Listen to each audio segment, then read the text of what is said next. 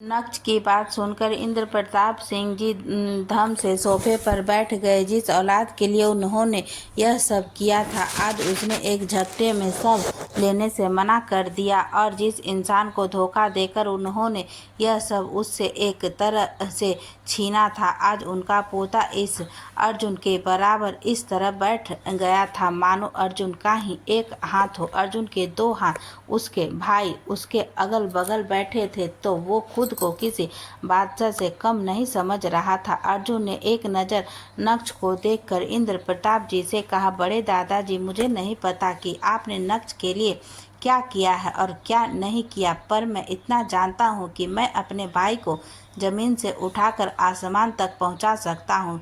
जो बिजनेस वो करना चाहेगा वह मैं करवाऊँगा, हर तरह से उसका साथ दूंगा, उसे इतना काबिल बनाऊंगा कि उसे कभी किसी से धोखा करने की कोई ज़रूरत नहीं पड़ेगी। अर्जुन के इस कटाक्ष के बार को इंद्र प्रताप सिंह जी का जैसे मरण हो गया था। सबको उनको शब्द नहीं मिल रहे थे कहने के लिए, क्योंकि वह जानते थे जो अर्जुन कह रहा है अर्जुन वो बेशक कर देगा।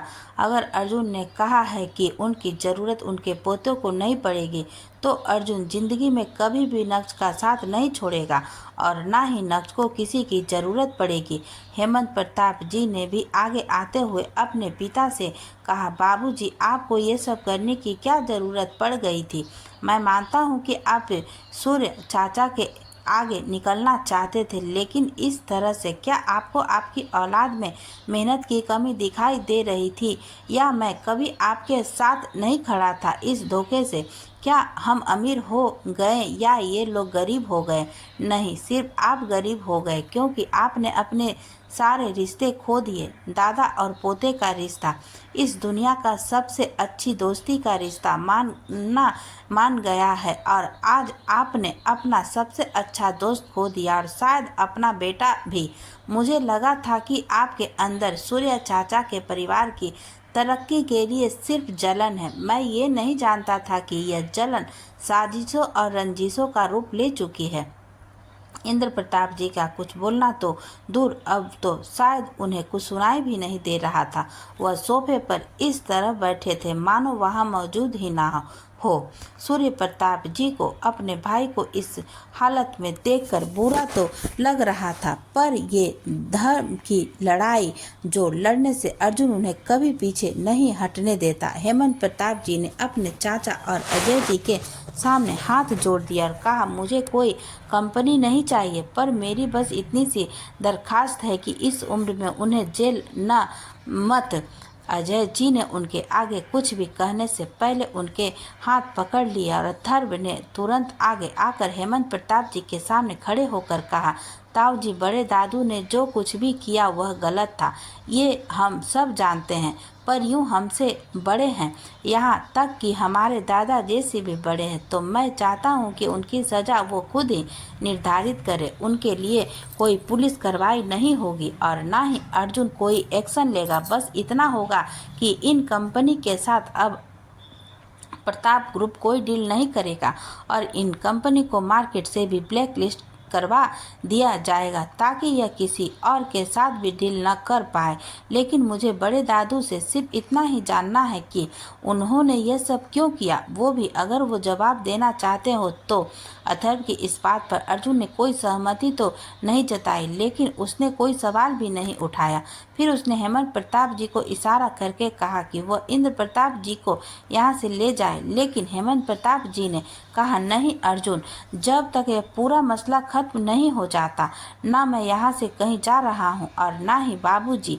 मैं चाहता हूँ कि वो ये सब अपनी आंखों से देखे। संग्राम जी ने अपनी ज़िंदगी में बहुत से गलत काम किए थे और शायद अनिमेष ने ये सब उन्हीं से सीखा था, पर संग्राम जी यह भूल गए थे कि अगली पीढ़ी पिछली पीढ़ी से हमेशा ही तेज होती है। संग्राम जी ने जिन गलत कामों को यह एक दायरे तक किया था, अनिमेष ने वह सारे दायरे तोड़ दिए थे और नीरज को तो कोई रोक ही नहीं पा रहा था। नीरज के लिए सही गलत के कोई मायने नहीं थे, उसके लिए सिर्फ मायने थे उसे बात के जो उसे सही लगती थी। अनिमेष जी ने एक नज़र इंद्र प्रताप जी को देखा जो सोफे पर मायूस बैठे थे, और फिर उसने अर्जुन की तरफ देखते हुए कहा, अगर तुम पहले से सब कुछ जानते थे कि हमने तुम्हें धोखा दिया है, तो फिर तुमने मेरी बेटी से शादी करने की बात क्यों कही? अर्जुन उनकी बात सुनकर इस तरह हंसा मानो उनका मजाक उड़ा रहा हो, और बोला, मैंने कभी आपकी बेटी से शादी की बात नहीं की। मैंने सिर्फ ये कहा था कि मैं अपनी बुआ की पसंद की लड़की से शादी करूंगा, और मेरी बुआ ने एक बार भी नहीं कहा कि नितिच्छा उन्हें पसंद है। अर्जुन की बात सुनकर नितिच्छा को तो होश उड़ गए थे। उसके कदम एकदम से अर्जुन के सामने आकर कहा, लेकिन अर्जुन, तुमने मुझसे पूछा था शादी के लिए।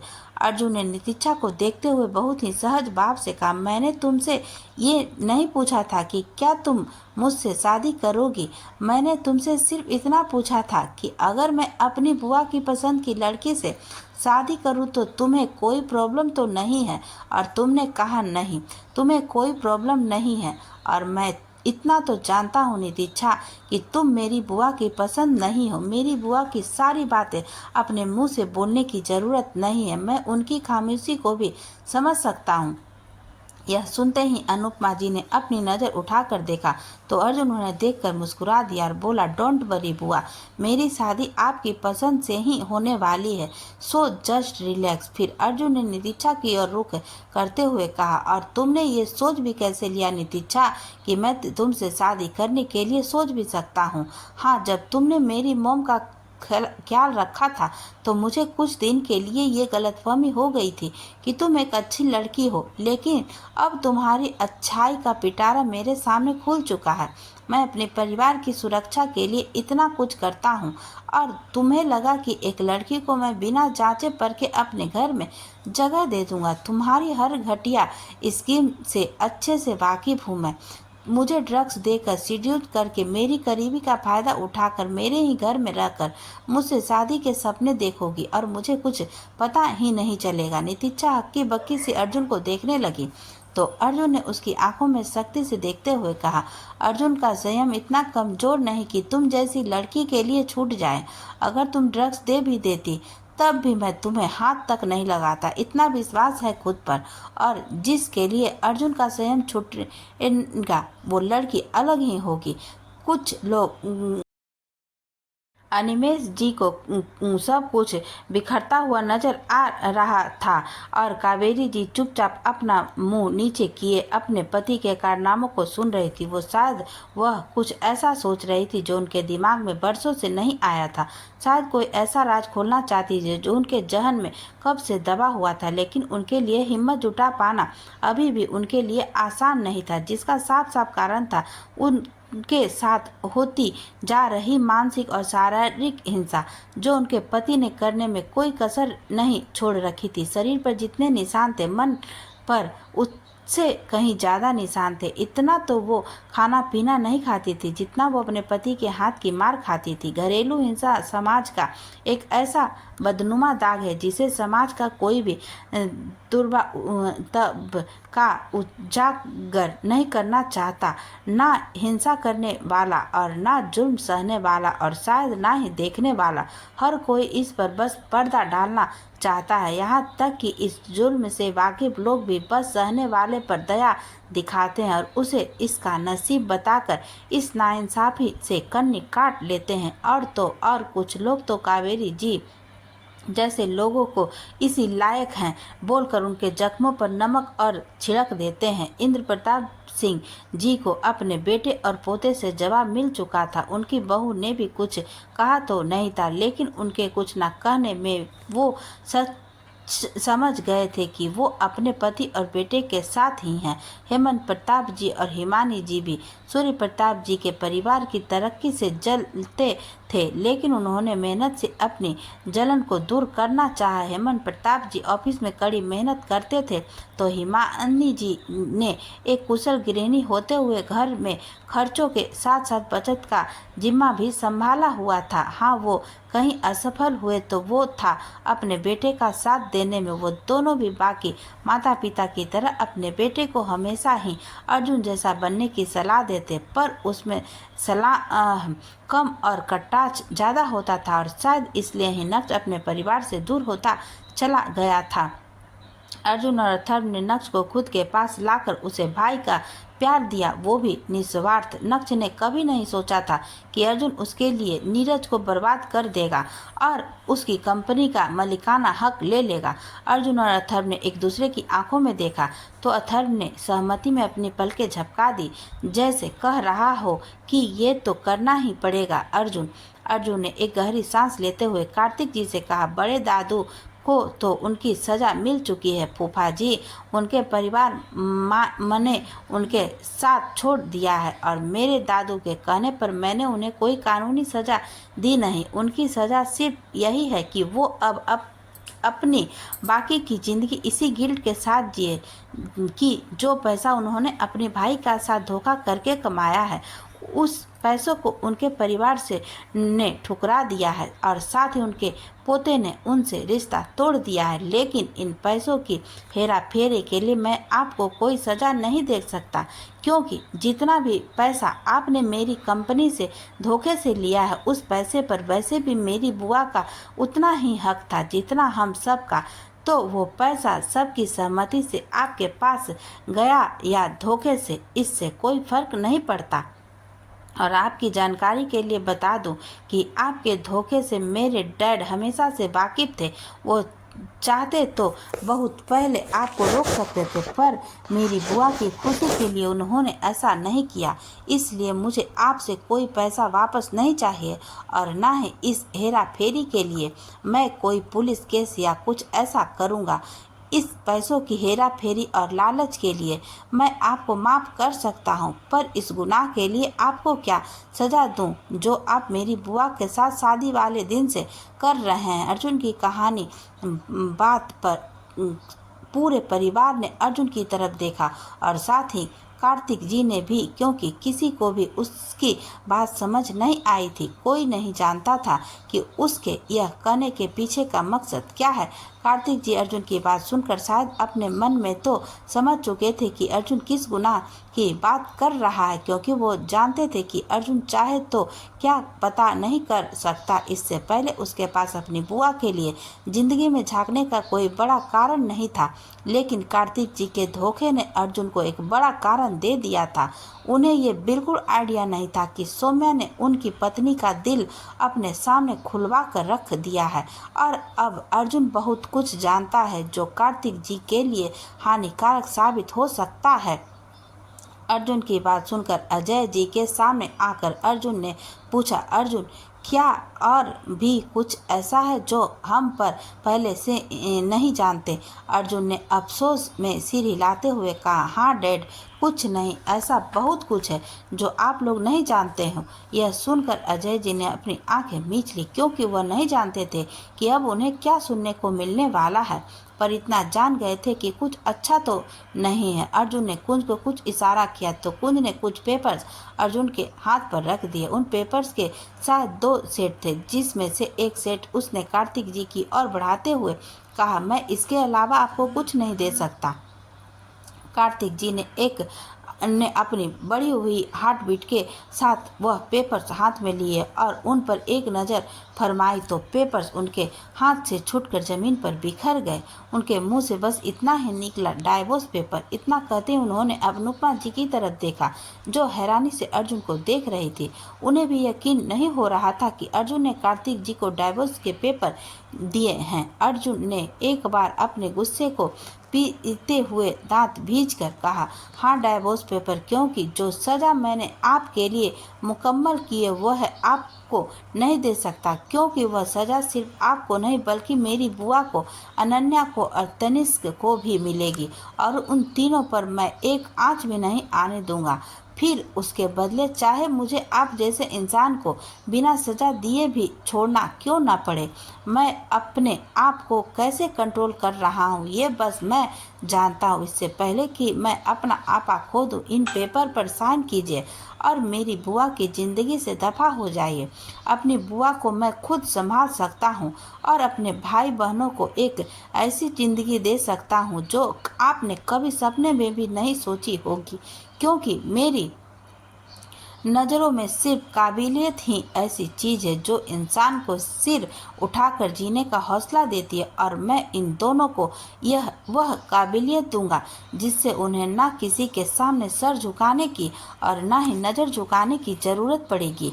अपने पिता और पति की करतूतों का हर्जाना मेरी बुआ और मेरे भाई बहन नहीं भुगतेंगे। सूर्य प्रताप जी अर्जुन से बोले, पर कार्तिक ने ऐसा क्या किया है अर्जुन? शायद सूर्य प्रताप जी अब भी अपनी बेटी को ऐसे हाल में देखने से डर रहे थे जहां उसे लोगों के सवालों के सामना करना पड़े। अर्जुन ने अपने दादू की बात का जवाब देते हुए कहा, दादू, इस इंसान ने जो किया है उसके बदले मैं इसकी जान भी ले लूं तो कम है। मेरी बुआ उस हादसे से कब की बाहर आ जाती अगर इस इंसान ने उनके जख्मों को हर रोज कुरेदा न होता। सब अर्जुन की तरफ हैरानी से देखने लगे तो अर्जुन अपने हाथों की मुठ्ठियां भींचकर अपने गुस्से पर काबू करने की कोशिश कर रहा था। उसके दिमाग में रक्त का प्रवाह हर क्षण के साथ तेज हो रहा था, जो इशारा कर रहा था कि उसका खुद पर से काबू किसी भी वक्त छूट सकता है। अथर्व को कुछ पता नहीं था, पर अर्जुन के भाव देखकर उसका दिमाग भी अशांत होने लगा था। लेकिन उसके फिर भी पूरी बात जानने के लिए अर्जुन से कहा, अर्जुन, पूरी बात बता ताकि सबको सब पता चले। अर्जुन का बिल्कुल भी मन नहीं था अपनी बुआ के सारे घावों को हरा करने का, लेकिन आज सब कुछ खत्म करना था उसे हमेशा की तरह आज भी कुछ कैरी फॉरवर्ड नहीं करना था। इसलिए उसने अपनी बुआ की तरफ देखते हुए कहा, बुआ, आज मैं बहुत सारी सच्चाई सबके सामने रखना चाहता हूँ जो पिछली तकरीबन 21 सालों से आप अपने अंदर ही रखे हुए हैं। अनुपमा जी की आंखों से अश्रुधारा बह चली थी। वह बिना आवाज के ही सिसकने लगी। उसकी सिसकियां अर्जुन के पूरे परिवार का दिल जला रही थी। आखिर कैसे उनके घर की बेटी ने सब कुछ अपने अंदर समेट कर रखा हुआ था। अर्जुन ने इस बार उन्हें चुप नहीं करवाया, लेकिन मन ही मन उसने कुछ सोचा और फिर कहा, इस इंसान ने शादी के कुछ दिन बाद ही बुआ को यह जताना शुरू कर दिया था कि उसने बुआ से शादी करके उन पर एहसान किया है और उस एहसान के बदले बुआ को मजबूर किया कि ये आप लोगों से पैसे की मदद ले। बुआ पर हाथ उठाना इसका लगभग हर रोज का काम था। अर्जुन अब अपने फूफा का हर लिहाज छोड़कर तू तड़ाक पर आ गया था। उसने अपनी बात जारी रखते हुए कहा, इस घटिया आदमी की वजह से बुआ ने एक बार आत्महत्या तक करने की कोशिश की, लेकिन एक बार फिर घटियापन दिखाते हुए उस आदमी ने उन्हें ब्लैकमेल किया कि अगर बुआ ने खुद की जान लेने की कोशिश की तो वह अनन्या को मजबूर करेंगे हमारे परिवार से पैसे लेने के लिए। अर्जुन की हर बात के साथ पूरे परिवार के शरीर के सनसनाहट हो रही थी। अनन्या और तनिष्क आंखों में आंसू लेकर अविश्वास से अपने पिता को देख रहे थे। सबसे खराब हालत अनुपमा जी की था। वो बिना आवाज रो रही थी। अर्जुन जिस दर्द को बयान कर रहा था उसे वो पहले एक बार जी चुकी थी और आज फिर से उस दर्द से गुजर रही थी। आनंदी जी और फाल्गुनी जी उन्हें दोनों तरफ से पकड़ी हुई थी। शब्दों की कमी को तो हर किसी को महसूस हो रही थी। अर्जुन गुस्से में कार्तिक जी की तरफ बढ़ा तो अथर्व ने उसका हाथ पकड़कर उसे रोक लिया और कहा, नहीं अर्जुन, इस इंसान की सजा बुआ को तय करने दे। कार्तिक जी का भांडा फूट चुका था, पर उनके चेहरे पर सिकन कुछ देर ही थी। अब उस चिंता का सिकन की जगह बेशर्मी वाली मुस्कान ने ले ली थी। उन्होंने अर्जुन को देखते हुए कहा, अहंकारी लहजे में कहा, तुम्हारी बुआ मुझे क्या सजा देगी? ये तो खुद आज सजा से रिहा हो रही है, वो भी सिर्फ तुम्हारी वजह से। मैंने एक मकसद के तुम्हारी बुआ से शादी की थी और मैं अपने मकसद में सफल हो चुका हूँ। अर्जुन को कार्तिक जी के बोलने के अंदाज से अंदाजा हो चुका था कि कुछ तो ऐसा है जो शायद अभी भी उसकी पहुंच से दूर है। वो कुछ कहता उससे पहले ही अनन्या उसके सामने आकर खड़ी हो गई, रोते हुए बोली, भाई ये सब झूठ है ना। उसकी आवाज तक निकलती बंद हो गई थी, हिचकियां बंद गई थी। अर्जुन ने एक हाथ फैलाकर उसे अपने सीने से लगा लिया और दूसरे हाथ से उसके बाल सहलाते हुए बोला, अनु बेटा रो मत, मैं हूं ना तेरा भाई और अथर्व भी तो है, हम दोनों सब ठीक कर देंगे बच्चे। अनन्या ने सुबकते हुए अर्जुन की और भी कसकर पकड़ लिया, रोने लगी। तनिष्क अपने भावनाओं को और सबसे ज्यादा अपने आंसुओं को काबू करने की जद्दोजहद में लगा था कि अथर्व ने उसे देखकर अपनी बाहें खोल दी और वो तेजी से आकर उसकी छाती से लग गया। वो कुछ भी कहने से बच रहा था क्योंकि उसका दिल रो रहा था और गला रूंध चुका था। अर्जुन और अथर्व ने दोनों को शांत करवाया। तभी कुंज अर्जुन को फोन लेकर उसके पास आया और धीमे से उसे पुकारते हुए कहा, सर फोन। अर्जुन का अब तक का दबा गुस्सा अब कुंज पर फट पड़ा और वो गुस्से में चीखते हुए वो बाट द हेल, एक फोन नहीं संभाल सकते तुम तो leave the job right now. Kunj के लिए ये कुछ नया नहीं था, वो अर्जुन की इस आदत से अच्छे से वाकिफ था, इसलिए उसने सिर्फ इतना ही कहा, सॉरी सर पर फोन पार्थ सर का है। नाम सुनते ही अर्जुन के दिमाग में अग्रिमा का ख्याल चौंध गया। उसने तुरंत फोन कुंज के हाथ से लिया और कान पर लगाते हुए बोला, हेलो। पार्थ ने अर्जुन की आवाज़ सुनते ही बिना वक्त गवाए बोलना शुरू किया और कहा, अर्जुन मुझे नहीं पता कि तुमसे बात करने का यह सही वक्त है या नहीं, क्योंकि तुम्हारे असिस्टेंट तुमसे बात करवाने से पहले हिचकिचा रहा था, पर मेरे पास कुछ ऐसी इन्फॉर्मेशन है जो मुझे लगा कि तुम से श्योर करनी जरूरी है। अर्जुन इस वक्त किसी को कुछ दर्शाना नहीं चाहता था, इसलिए उसने गंभीरता से ही कहा, आप कहिए, मैं सुन रहा हूँ। पार्थ ने अपने सामने बैठे व्यक्ति को देखा जिसके चेहरे पर सूजन और मार के खूब सारे निशान थे। उसके ने अर्जुन के से कहा, अर्जुन अग्रिमा की माँ की दवाइयाँ जिसने बदली थी वो वक्त मेरे कब्जे में है और जब मैंने उसे थोड़ी सी डोज देकर यह सब करवाने वाले के बारे में पूछा तो उसने मुझे नाम लिया, अनिमेष सोलंकी। इस नाम के बारे में थोड़ा सा पता करने पर ही मुझे पता चला कि ये तुम्हारे होने वाले ससुर जी हैं, जो मुझे लगा कि तुम्हारे लिए सब जानना जरूरी है। आखिर अनिमेष सोलंकी को अग्रिमा की माँ को मरवाने की क्या जरूरत पड़ गई, और अग्रिमा का परिवार भी अनिमेष सोलंकी को अच्छे से जानता है। दोनों के बीच में दोस्ताना व्यवहार है और सामाजिक भाईचारे के अनुसार वो एक दूसरे के सुख दुख में एक दूसरे के घर आते जाते हैं। अब ऐसे में अनिमेष सोलंकी को ये करने की क्या जरूरत पड़ी? मैंने ये सब अभी अग्रिमा को भी नहीं बताया है, पर मुझे लगा कि शायद तुम्हारा जानना यह जरूरी है, क्योंकि तुम अग्रिमा के साथ अपना रिश्ता निभाओगे या नहीं। पर अनिमेष सोलंकी की बेटी से शादी करने से पहले अब तुम्हें सोच लेना चाहिए। पार्थ की बात सुनकर अर्जुन ने अनिमेष सोलंकी को घूरते हुए पार्थ से बस इतना ही कहा, अब आपको परेशान होने की जरूरत नहीं है, मैं अपने लेवल पर देख लूँगा और आप चाहे तो उसे सब कुछ बता सकते हैं, क्योंकि सब कुछ जानना उसका हक है। आखिर बात उसकी माँ की है, बस उससे कहिएगा अभी पुलिस कंप्लेन ना करे, कल तक उसे सब समझ आ जाएगा। अर्जुन के बात करने के तरीके से बात समझ गया था कि अर्जुन शायद खुलकर बात करना नहीं चाहता, पर अर्जुन ने कम शब्दों में उसे बता दिया था कि वो अग्रिमा को सब बता सकता है। पार्थ ने भी सब ठीक है कहकर फोन काटना चाहा तो अर्जुन ने उससे कहा, जो बंदा इस वक्त आपके कब्जे में है उसके साथ क्या करना है ये आप मुझसे बेहतर जानते हैं, क्योंकि माँ तो सबकी बराबर ही होती है। पार्थ ने उसकी बात पर सहमति जताते हुए फोन काटने से पहले कहा, उसकी फिक्र मत करो, कुछ महीने तक उसे खुद की शक्ल पहचान में नहीं आएगी। अर्जुन ने अपनी 2 उंगलियों से इशारा करके कुंज को अपनी तरफ आने को कहा और फोन देते हुए उसे धीरे से कहा, अग्रिमा की माँ अथर्व के अस्पताल में है, मैं चाहता हूँ कि उसका ट्रीटमेंट में कोई कमी नहीं होनी चाहिए। उनकी ज़रूरत का सब कुछ एक आवाज़ पर जाहिर होना चाहिए, चाहे वो डॉक्टर हो या एक्टिव पेमेंट।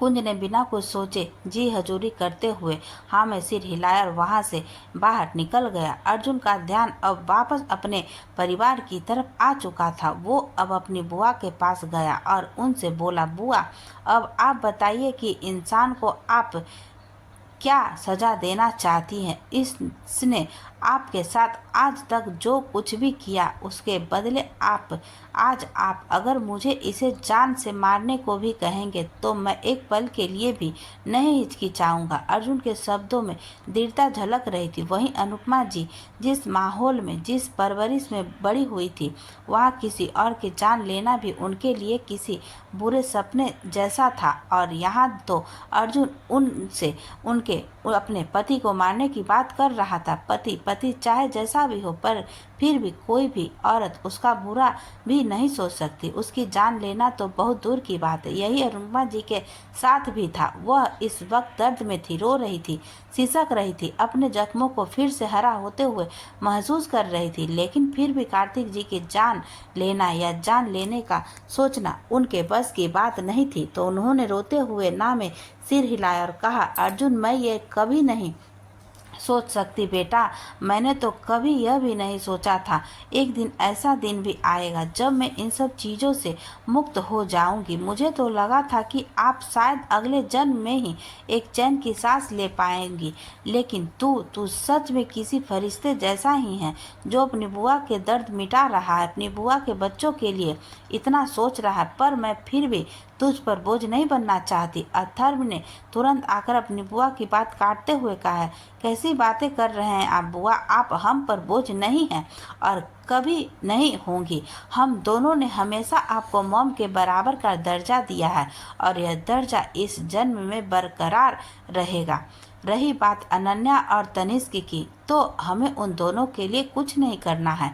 हमें बस उन्हें काबिल बनाना है, उन्हें सब सिखाना है जिस तरह हम अपने बाकी एम्प्लॉयज़ को सिखाते हैं। और एक बार वो सब सीख गए, अपने पैरों पर खड़े हो गए, तो फिर आपको और हमें कोई टेंशन नहीं होगी। अब आप बाकी सब बातें छोड़ दीजिए और सिर्फ इतना बताइए कि सामने खड़े इंसान के लिए आप क्या सज़ा देना चाहती हैं। जब तक मुझे सिर्फ पैसों का घपला पता था, तब तक मैंने भी यह सोचा था कि अगर आप चाहेंगे तो इस इंसान को एक मौका दे देंगे। लेकिन अब जो अर्जुन ने बताया उसको जानने के बाद मुझे भी ऐसा ही लगता है कि इस इंसान को जीने का कोई हक नहीं है। अनुपमा जी ने एक गहरी सी नज़र कार्तिक जी की तरफ डाली, जो अभी भी वैसे ही खड़े थे, जिनके चेहरे पर तिनका भर भी अफसोस नहीं था। शायद उन्हें अब भी लग रहा था कि उन्होंने जो कुछ भी किया वो सब किसी खास मकसद के तहत किया, पर वह मकसद क्या था, इस बात से हर कोई अनजान था। हर कोई सिर्फ यही सोच रहा था कि कार्तिक जी का मकसद प्रताप परिवार से पैसे ऐंठना था। कार्तिक जी ने एक नज़र अनिमेष की तरफ देखा तो उन दोनों की आंखों में कुछ बात हुई और कार्तिक जी ने आगे आकर अनुपमा से कहा, तुम चाहे मुझे जो भी सजा दो, चाहे मुझे मार भी दो, पर फिर भी मुझे अपने दिलो दिमाग से नहीं निकाल पाओगी और ना ही मेरे दिए हुए निशान तुम्हारे शरीर और तुम्हारे मन से कभी जाएंगे। आज अगर मुझे गोली भी मार दोगी ना तो मुझे अफसोस नहीं, क्योंकि मुझे तुमसे जो बदला लेना था वो मैं ले चुका हूँ।